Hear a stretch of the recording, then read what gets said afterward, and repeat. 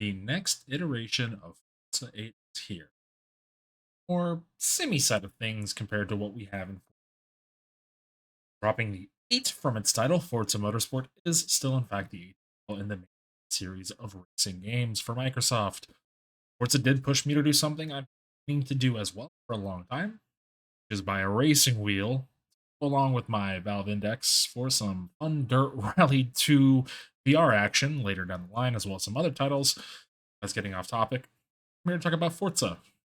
Initially played it on PC via GamesPass to check out how its performance was.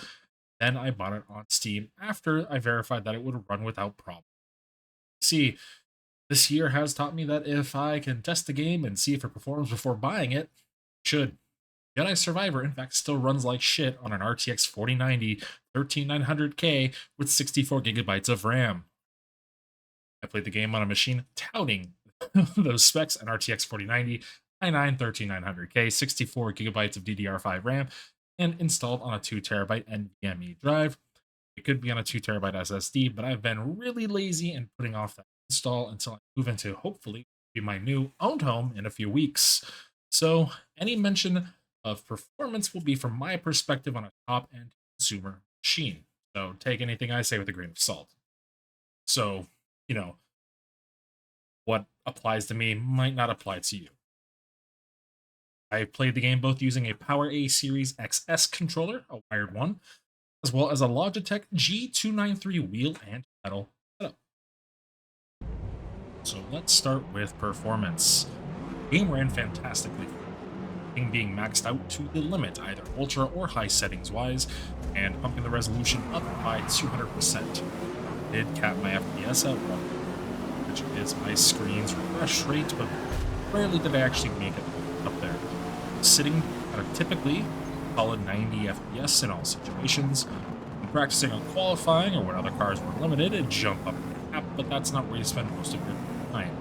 In dense racing conditions, I spent my time FPS. OBS records in 60 FPS, and for some reason, OBS overlay. What the fuck are you doing, Jojo? OBS records in 60 FPS, so you see the higher frame rates, and for some reason, Forza does not record the FPS via OBS when you have that setting at the top of the screen. Well, I did have only 2 bugs, which occurred only once. One involved DLSS disappearing from my options menu and switching to FXR, which I did not want to use. I have an NVIDIA card. I'm going to use my superior DLSS.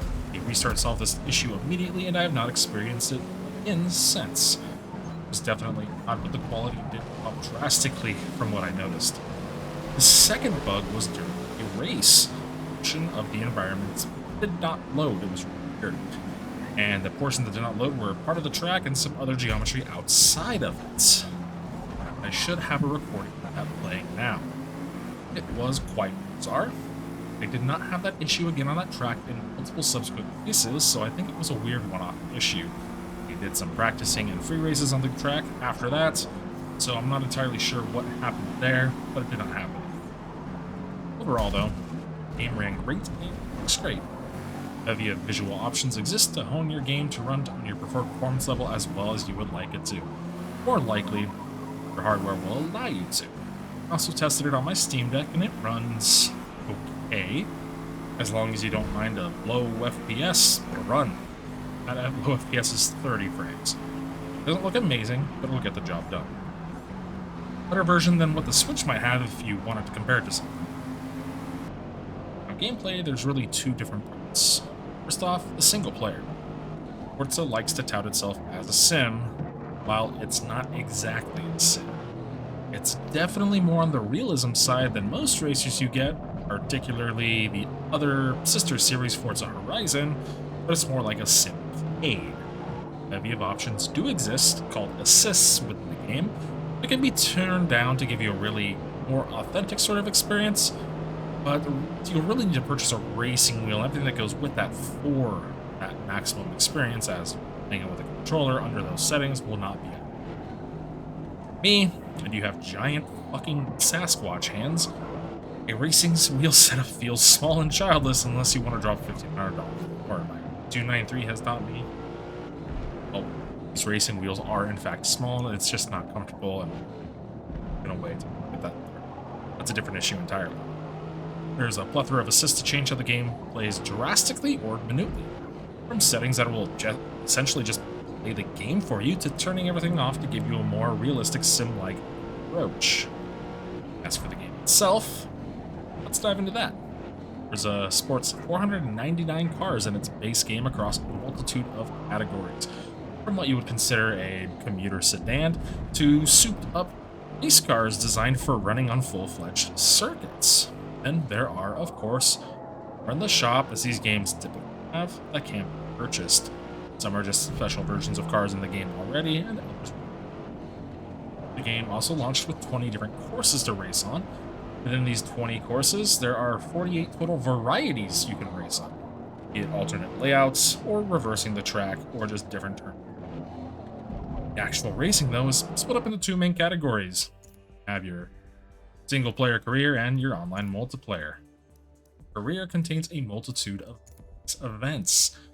These events are restricted to car types and classes. You're going to be in, as said, you're going to be in the aforementioned commuter cars or supercars. These are typically 4 to 6 course events featuring 12 AI events. And here's where it turns into sort of a car PG, an RPG car.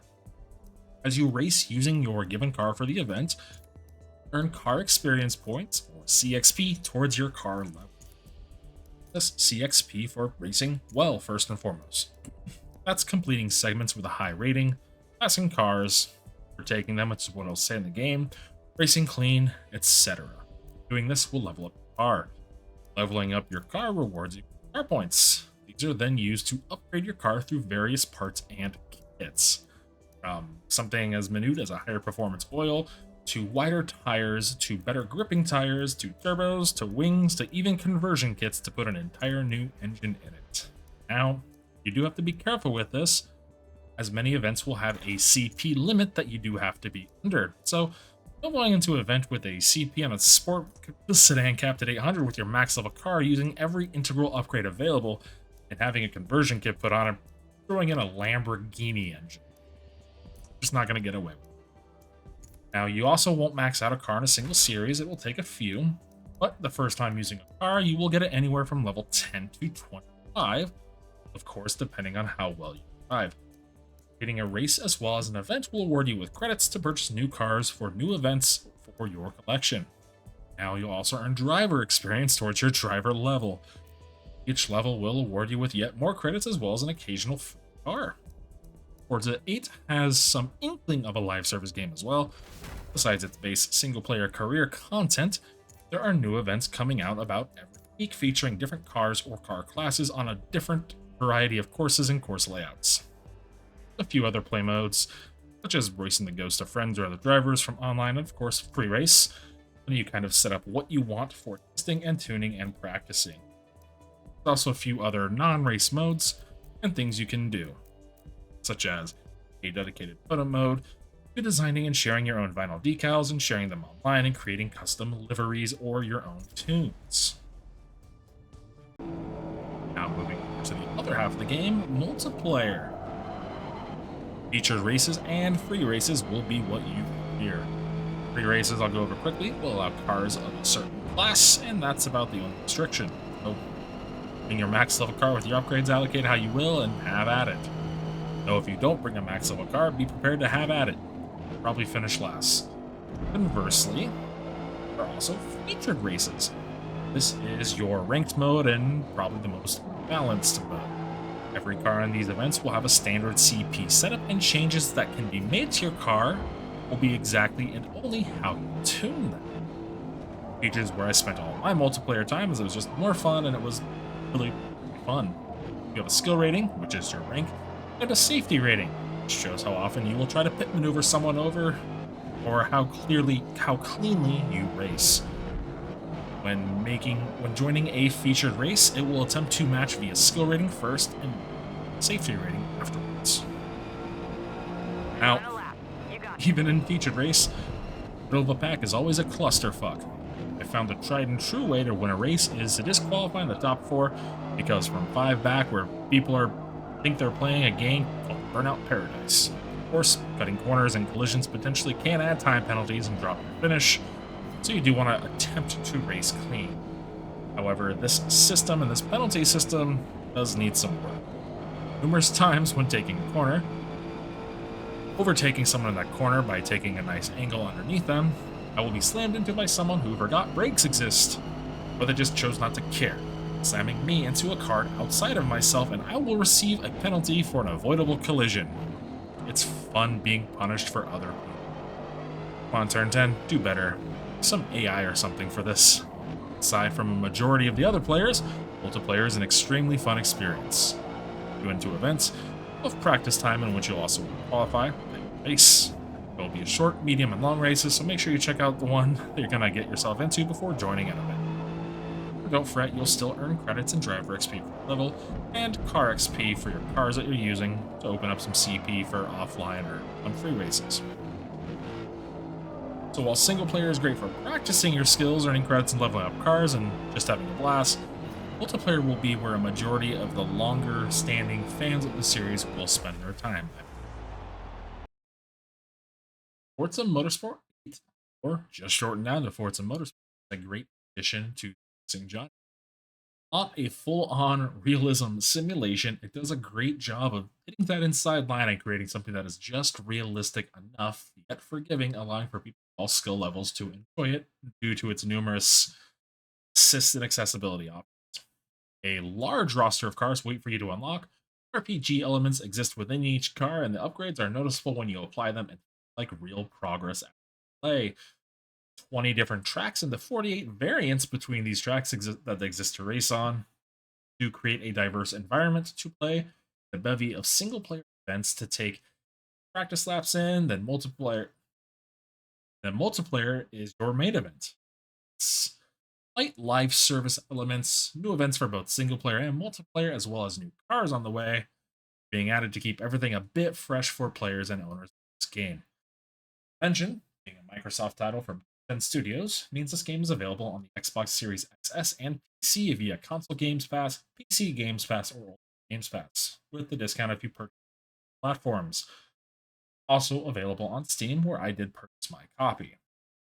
Said I did test it on GamesPass to make sure it actually ran, and then purchased it. If you're a subscriber to what is going to be the best subscription service out there for games, you can at least try the game thanks to that sub and decide if you'd like. Anyways, I do recommend Forza. Had a blast with this. We'll continue to do so in the future. Now invested in a damn racing wheel and a setup in a stand, a seat on the way with my Valve Index in theater mode, and there's always a workaround to get games working with a VR vision setup. So, thanks for tuning in. If you thought the review was helpful, or if you just enjoy looking at my face and listening to my voice, please give this video a like, go ahead and subscribe to the channel, and I hope you have a great rest of your